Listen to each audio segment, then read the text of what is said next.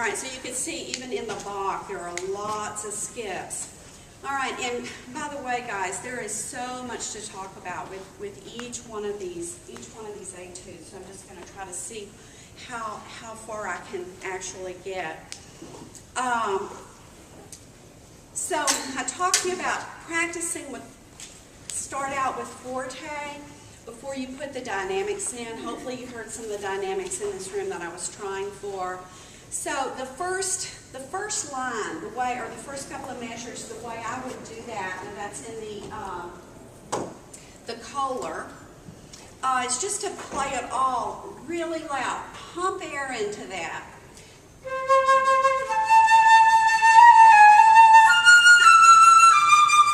That's going to eat up my air, so I'm going to breathe more often. I'm not worried about my phrase right now.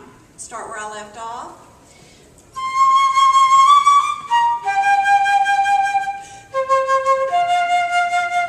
So I've got it all, that's all fairly loud. And then go back and try to put some dynamics in there. It should feel the very same way. No different. You're just simply using less air and thinking about your dynamics.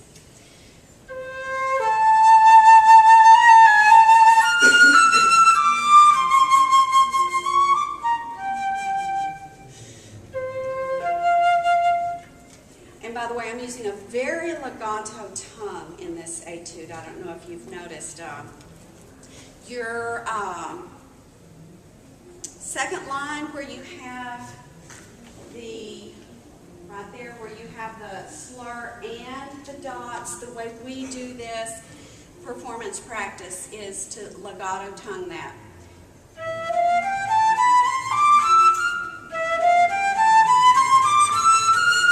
Of course, you want to practice it again, start out all loud, and then put the crescendo in there. But the main thing you're working on is the tongue sounding legato.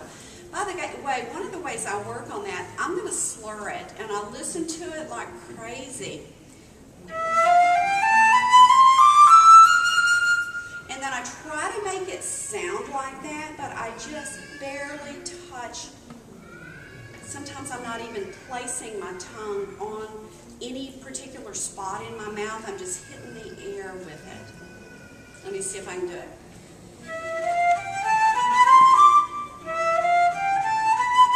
Not much tongue at all. Very, very soft. If I'm even hitting a spot in my mouth, sometimes it's just hitting the air. Joseph Mariano's famous flute player and teacher used to talk about that, tongue on the air. So, whatever that means to you. All right, and then you're going to have to really watch when you do go into your pianos that they don't go flat on you. All right, every one of these places, particularly at the ends of your phrases, you're going to have a tendency to go flat. Now, I have given you some meanings in here. I've given you some fingerings that hopefully you understand. My numbering system for the fingerings is thumb, 1, 2, 3, 4.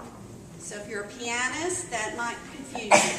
I started on piano, so yes, it even confuses me. But it's thumb, 1, 2, 3, 4.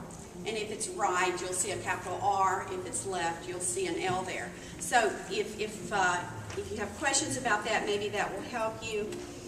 I was going to talk, the breathing spots. If you all will learn to do what we call quick breathing, and it really is a skill. It's a totally different kind of breathing than what I'm doing with the breath builder. Although that, you still want to pull in air as deeply as you can. But if you'll start practicing some faster notes, like 8 notes.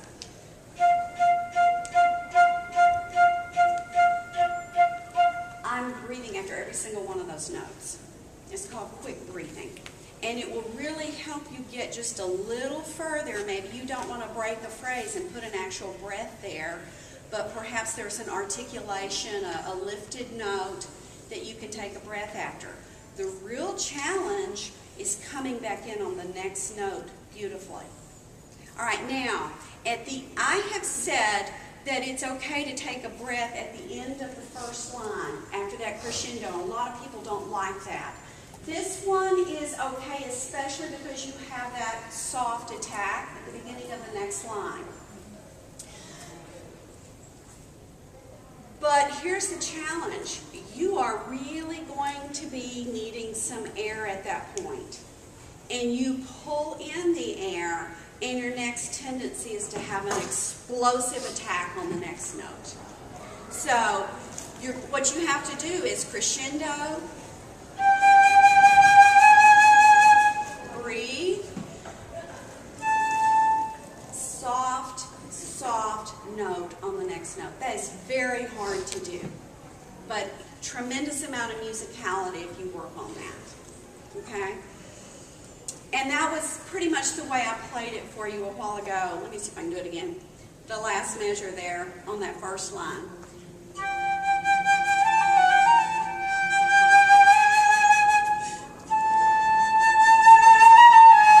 And then put the next crescendo in. By the way, I recommend on those long notes crescendoing on that actual long note. And on the decrescendo, stay louder a little bit longer. This is another thing I noticed among young students is when they see that hairpin to decrescendo, the beginning of the hairpin is almost pianissimo. And I'm like, but you have nowhere else to go. So keep it louder just a little bit longer so you have that tapered sound. Your trills, they can be those, or the ornaments can be a little bit challenging, but just, work on those. Start this slow etude with the 8th note and keep it there. I was probably playing it around 108, what I just did. All right, we have a couple minutes to spend on the Bach. One of the things that is real informative about Bach, if you go back and look at this is actually, it says about the top, sonata for flute. We're calling this piece the partita. And the violin world, they all think it was written for them. In the flute world, we all think it was written for us. And I really think it was written for the flute.